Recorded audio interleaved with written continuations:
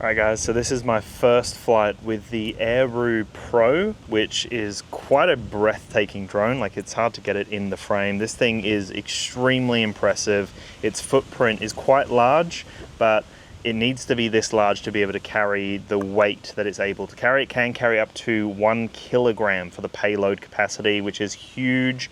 And in today's video, this is kind of just my first flight, my first experiences with the drone. And I'm also going to test out the following mode as well. And it's just in the basic follow mode here. So I've just got it at a relatively safe distance away from myself. And this should just be tracking the mobile signal here. So that means that even if it loses visual line of sight, it's going to continue following me.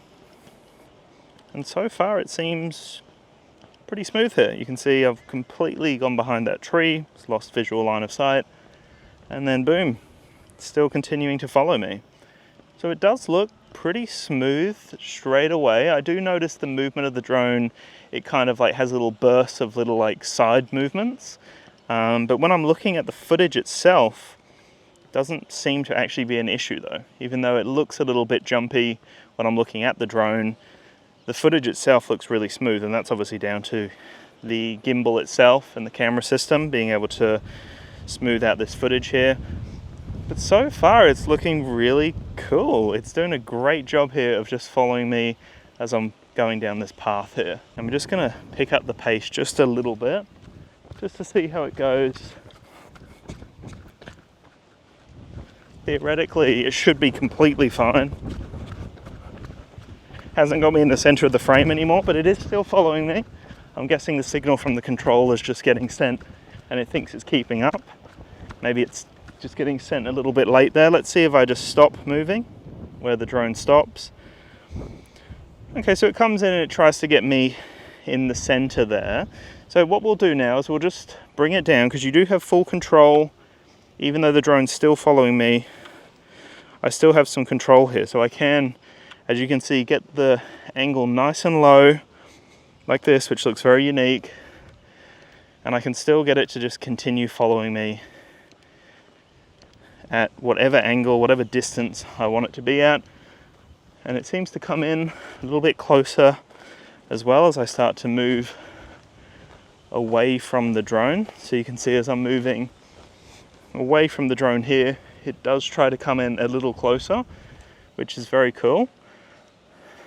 Yeah, it seems really responsive, which is great. This is 35 meters. Mobile strength is strong here. So theoretically, it should be pretty much on me instantly.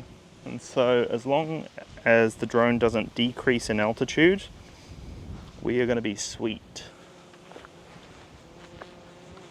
And even when I turn around, it's still keeping that point on me. And this is where like follow modes really do excel here, where you don't have to worry about that visual line of sight from the actual camera system, because that's where the active track and the AI-based tracking system seem to really fail, is the fact that you can't guarantee that perfect visual point every single time. And so here, even though there's a lot of stuff going on, it's just basically tracking my mobile signal.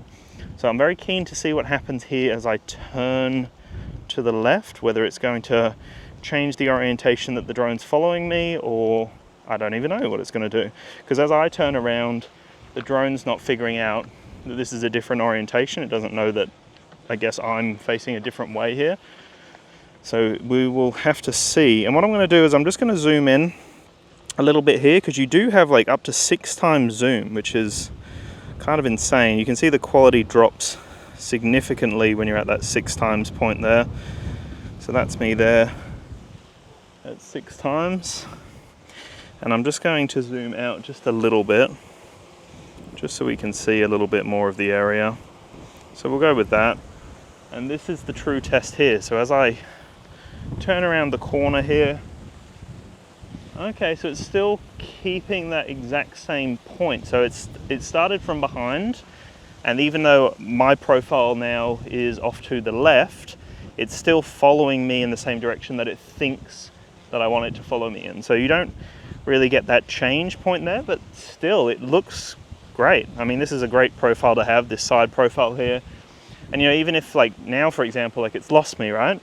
So I can just walk towards it, and theoretically the drone should start flying back a little bit, and then you'll see me, the little reveal there I am. Let me just angle it down a bit, there we go.